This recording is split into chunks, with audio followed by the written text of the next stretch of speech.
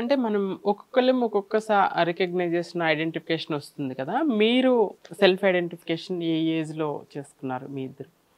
నేనైతే 2021 ఆ ఏజ్‌లో. ఎందుకంటే నేను 19 ఇయర్స్‌లో హైదరాబాద్‌కి వచ్చిన. నేను 19 ఉన్నప్పుడు నాకు అసలు కమ్యూనిటీలో గూడా తెలీదు.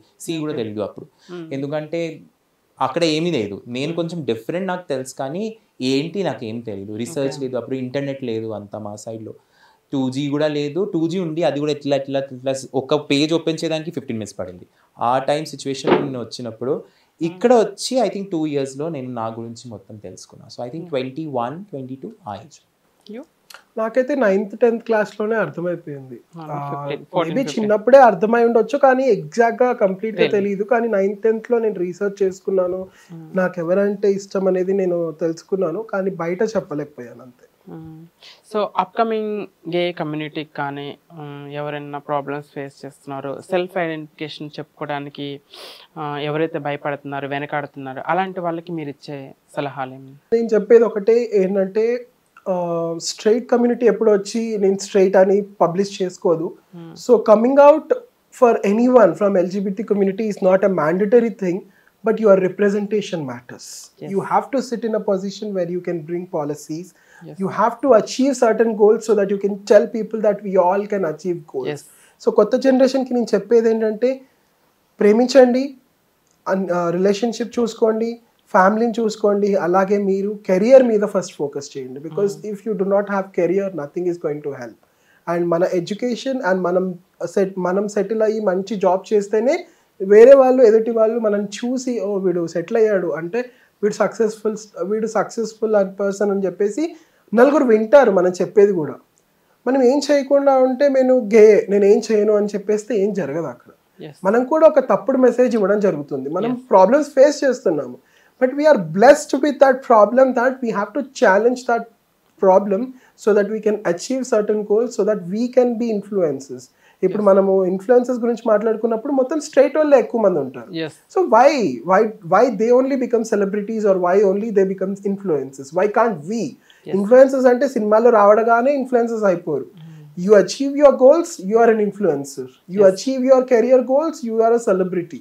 You are a celebrity to yourself, you are a celebrity to your community. So నేనేం చెప్తానంటే మీరు కమ్యూనిటీలో ఇప్పుడు మనం డాక్టర్స్ ఉన్నారు, మన ట్రాన్స్ ఉమెన్, మీరు డాక్టర్స్ అవ్వండి, పోలీస్ అవ్వండి, జడ్జ్ అవ్వండి, ఏది ఇష్టం ఉంటే అది అవ్వండి, but you have to have your representation. అప్పుడే మనము ఒక ఎల్జిబిటీ ఫ్రెండ్లీ కంట్రీని ముందుకు తీసుకెళ్ళగలుగుతాం.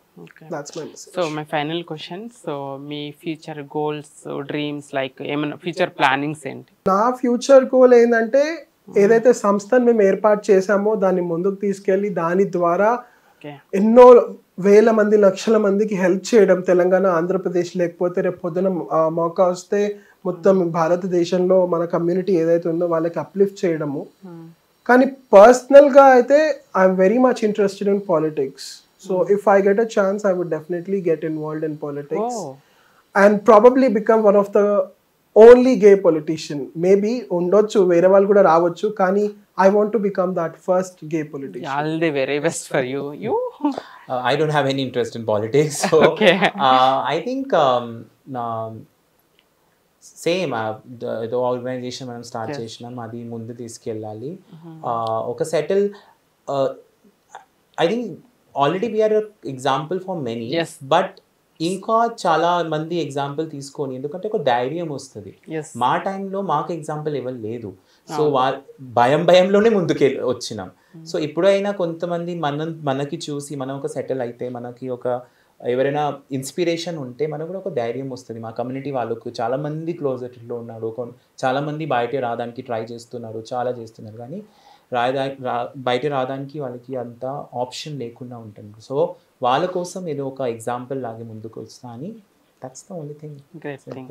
సో ఫైనల్లీ అండర్స్టాండింగ్, మీ అండర్స్టాండింగ్ ఎలా ఉంది? ర్యాపిడ్ ఫైర్ ఎక్కువ కదా కొన్ని, I know you are getting late for office, so rapid fire just few questions you ask. So మీ ఇద్దరికి చిన్న చిన్న ఇష్యూస్, ఏదైనా గొడవలు అయినప్పుడు, అలిగినప్పుడు ముందు ఎవరు సారీ చెప్తారు, ఎవరు కాంప్రమైజ్?